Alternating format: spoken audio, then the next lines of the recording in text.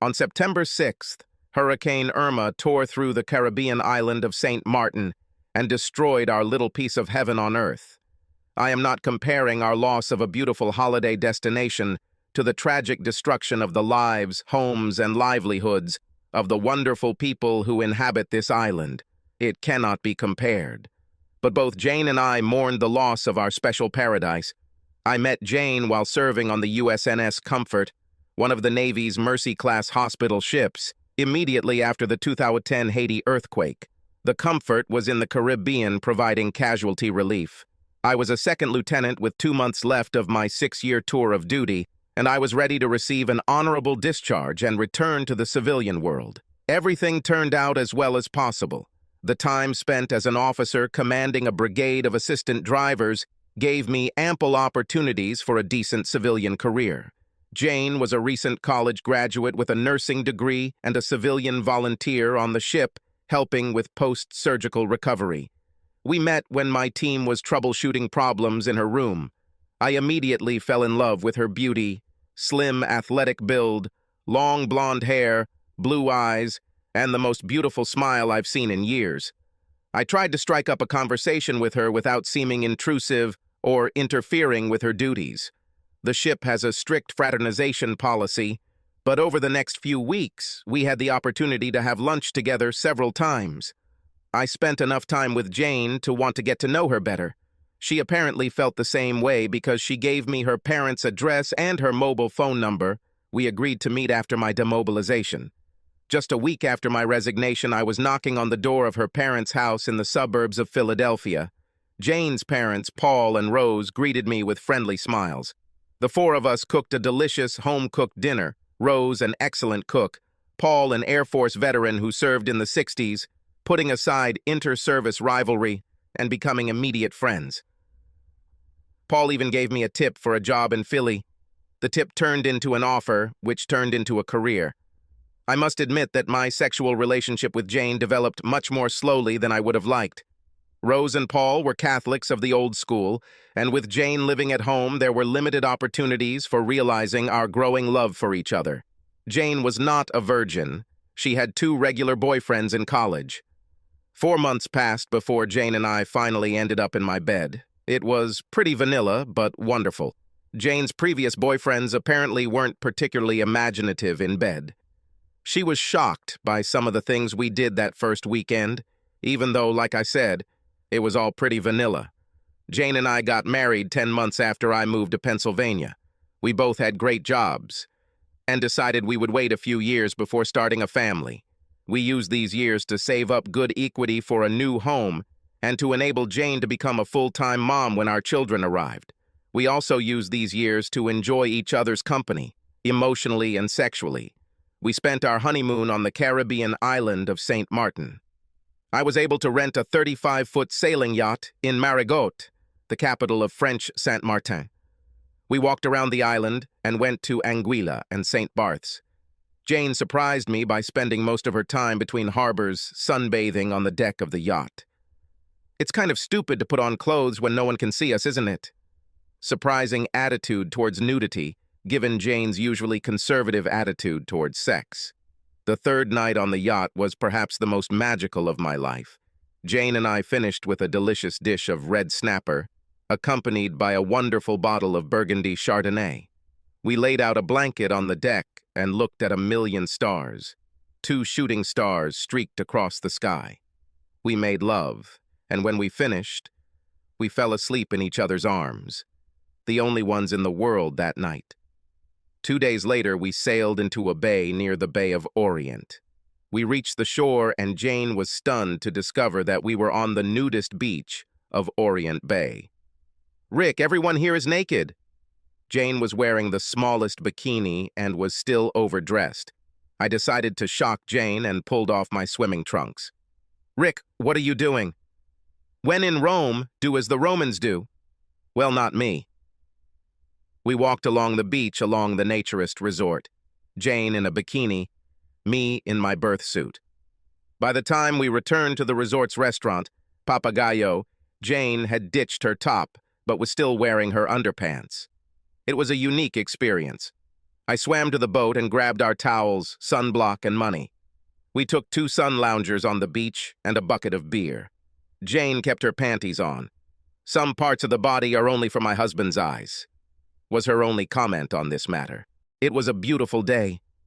External sexual behavior is strictly prohibited, and there are no roaming groups of horny men trying to pick up women. It turned out to be much more relaxing than I expected.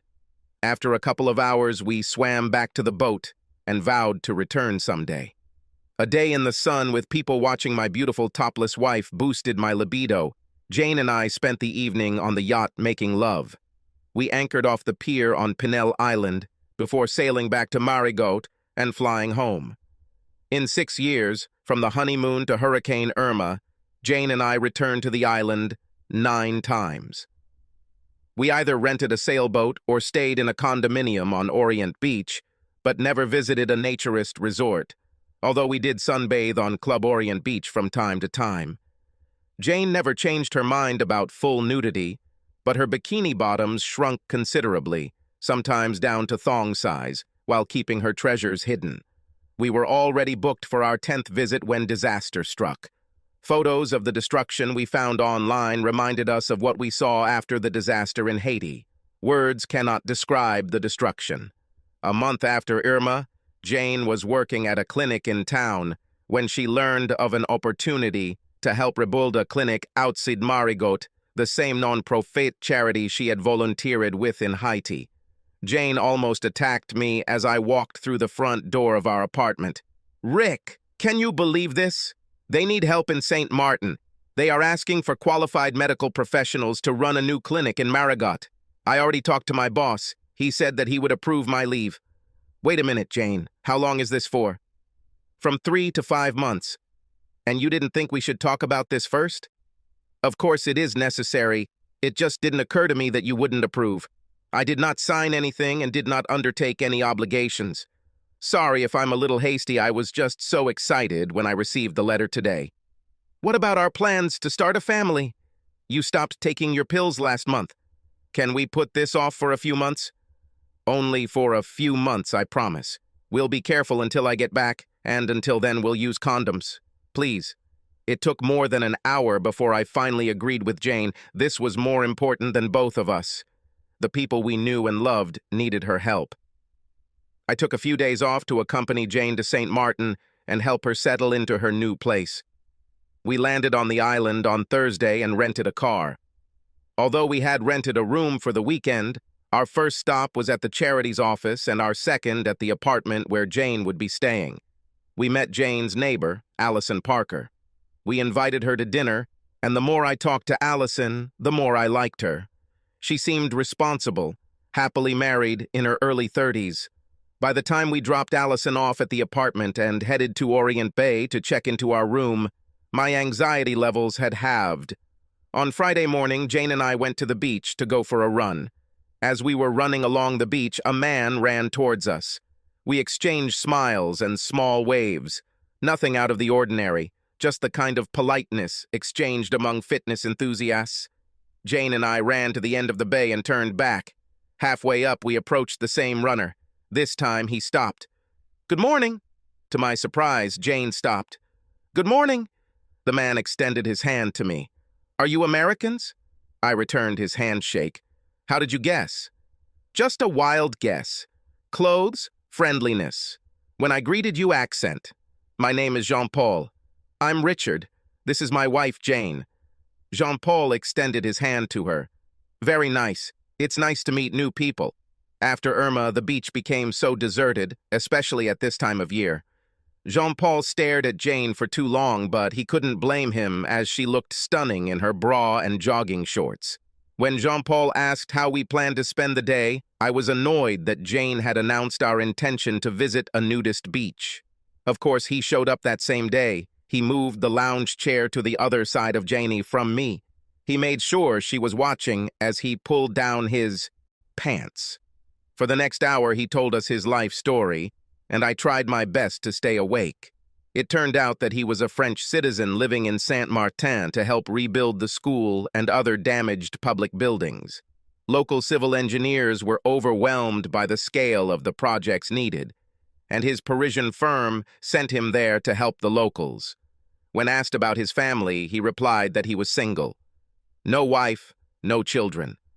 I bought my first beer, and when I returned from the pub, Jean-Paul was lying on his stomach and looking at me with a grin on his face. Half an hour later, Jean-Paul offered to buy a second portion and left. While he was gone, I tried to engage Jane in a conversation that had nothing to do with our interlocutor. Just as I asked Jane about dinner, Jean-Paul returned with our beers. Jane turned to Jean-Paul. "We were just discussing dinner. Maybe you can recommend some places? Our favorite restaurant closed after Irma. Let me take you to my new favorite place in Marigot. This will be my treat." I couldn't hide my annoyance, but Jane responded before I declined his offer. "It is very kind of you. Can we pick you up on the way?" That's how we ended our Friday evening with the Frenchman. The dinner was good, but I could have done without Jean-Paul's condescending attitude. Like many French people, he seemed to have a certain dislike for the Americans, especially our military. More than once, he made snide remarks about bad decisions made by the United States. I bit my tongue before agreeing with him. I wanted to say that we made a particularly bad decision when we worked with the British to kick the Nazis out of France. But I held my tongue because he might use my words to gain sympathy from Jane. This was not my first rodeo. Jane had a nice evening being the center of attention. Perhaps I should be more concerned about her flirtatious ways, but this is Jane we're talking about. This is a woman who has done the right things all her life and been a good daughter and wife. Jane and I took turns dancing. From time to time, I caught Jean-Paul trying to rub himself against Jane, and whenever this happened, I intervened. This really infuriated him. When I finally told Jane it was time to leave, he tried to bait me with a snide comment. I would have left him there, but he came out with us, and I decided to take him home. When I stopped in front of his apartment, he tried to bait me again by kissing Jane. I'm sure she thought it would be one of those kisses on the cheek, but he kissed her on the lips, catching Jane off guard. I was glad she didn't kiss me back. I decided to avoid this jerk for the rest of the weekend. I implied that I didn't like this guy, that he was rude and disrespectful. Jane did not argue, and I decided that I had made my point. When it was time to board the plane, I tried my best to tell Jane I loved her and for her to be careful. During the first week, we talked on the phone almost every evening. She called me on Saturday afternoon, told me the staff were having dinner that evening, and promised to call me on Sunday. When we finally connected on Sunday evening, Jane seemed distant. She claimed that she was simply tired from a long week because she worked the first 6 days. Over the next 2 weeks, the calls became less and less frequent. By the end of the third week, I was getting worried and made plans to fly back the following weekend. We had a nice long talk on Thursday. I told Jane about my plans to fly in on Friday and stay until Sunday, but what I didn't tell her was that my flight home was actually on Tuesday and Monday was her birthday, and I wanted to surprise her. Jane met me at the airport with kisses and hugs. She told me I was in for a pleasant surprise. She had booked a bungalow in Phillipsburg. She said she was tired of living on the French side and wanted a change of scenery. It seemed odd, but I was determined to use the weekend to reconnect with my wife, and whining about her plans wouldn't get the weekend off to a good start. The first hint of trouble came when Jane took off her clothes that night. The light was low, but I didn't see any tan lines. That night we made love, with condoms, of course, but it was too dark to know for sure. I did a smart thing. I stayed up until she fell asleep and used the flashlight on my phone. Hell, no traces, not even a thong. The next morning, the weekend went downhill. When I asked Jane about her lack of tan lines, she became defensive and made up some story about sunbathing in privacy on their deck, adding, "You do not trust me?" I already started to mistrust, but I kept it to myself. It is difficult to determine the correct approach in this situation. Looking back, I should have grabbed Jane and brought her home. If she had cheated, perhaps I would have forgiven her, and we could have resolved the issue through counseling. Some couples can survive the betrayal of their husband or wife, but it takes two to save a marriage, and at this stage, I would work alone. We went about our business on Saturday and Sunday until I staged my departure from the island on Sunday afternoon.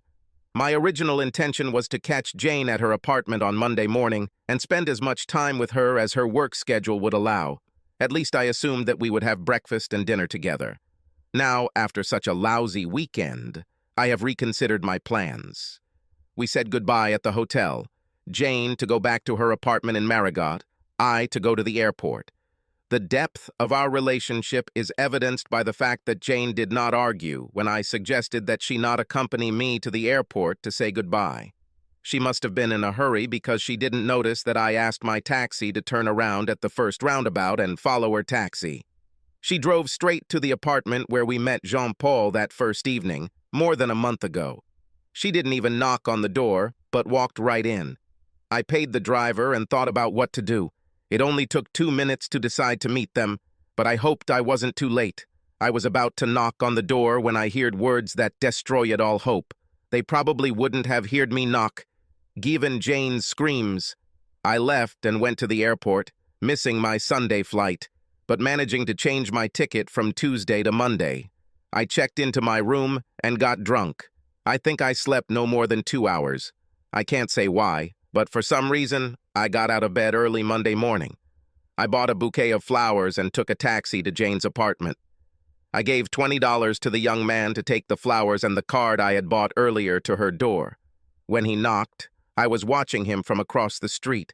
Allison opened the door, took the card, disappeared into the apartment, then handed the card back to the young man. He came back to me with flowers and a card. "The lady said that your wife no longer lives there. She wrote a new address on the postcard." "Sorry." He handed me a postcard and I saw Jean-Paul's address written on it. "Do you want to get another 20? We can walk a quarter of a mile and get them there." "Certainly." We walked without saying a word. I think the young man was embarrassed for me, a married cuckold. He knocked on Jean-Paul's door. I remained in the park opposite, but I saw the young man pass a card and flowers through the open door. When the young man returned, he only said, "I don't think she's yours anymore. Sorry." Neither of them even bothered to put anything on before opening the door. I gave him a 20, and before we had time to leave, the apartment door opened, and Jean-Paul came out, still naked, and threw flowers over the railing. That same day, I flew home and began to unravel our married life. On the advice of a divorce attorney, I documented our account balances, divided the funds, and opened my own accounts, removing my name from our joint credit card and checking account. My goal was to have everything ready before I told Jane about our divorce. If Jane noticed the lack of love and warmth during subsequent, infrequent phone calls, she did not say anything until the 3rd week. For some reason, Jane decided to go home, but she didn't tell me why on the phone. "Richard, you don't seem too happy about my return. What's happened?" "Jane, you've been gone for almost 8 weeks. The separation turned out to be more difficult than I expected. You'll see, everything will change when you get off the plane. Let's wait until Saturday and then we'll talk." Jane seemed dissatisfied with my indifference. Was she really that delusional? I had no plans to meet Jane's flight home. I had no desire to look at her anymore, listen to her excuses, or ask her reasons. My heart was made of stone, and I had another difficult task ahead of me. On Friday evening, I went to Rose and Paul's house. They welcomed me as their son, as they always do. "Richard, what a pleasant surprise. We didn't expect to see you until Sunday. We are looking forward to meeting Jane and having Sunday dinner together. Rose, Paul, I'm very sorry to tell you about this.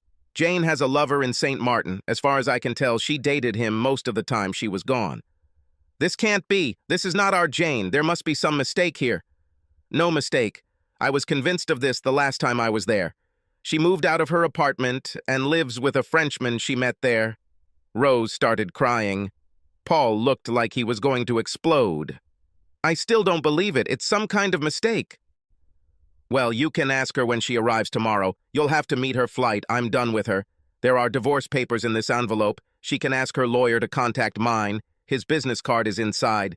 If she insists, I can send her a formal notice. But I don't see the need for it. Everything we own is divided in half. Our apartment's lease expires in 6 weeks and the rent is paid in advance. This will give her time to renew the contract or remove her property. I threw the envelope on the sofa, turned and left. Of course, the next day there were calls and texts. Jane left messages begging me to talk to her. I only responded to messages on my own. Go see my lawyer. We're all over. The first time I saw Jean-Paul running towards us along the beach, something happened to me. How else can I explain all the stupid things I did from that moment until the moment I got off the plane at Kennedy Airport? Richard was the man I planned to love my whole life, who I hoped to start a family with, who treated me with love and respect. I repaid him with cruelty and disrespect.